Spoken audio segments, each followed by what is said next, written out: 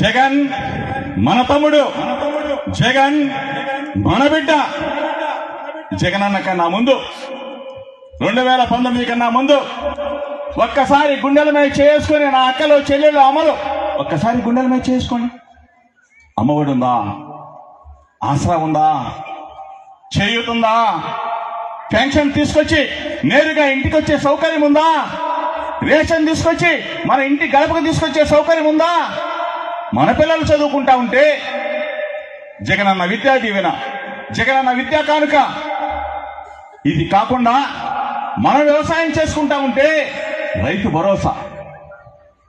ఈరోజు జగనన్న 2019 ఎన్నికలకు ముందు మాట మాత్రమే చెప్పాడు, నేను ఇస్తాను ఇంక మాత్రమే చెప్పాడు. ఈరోజు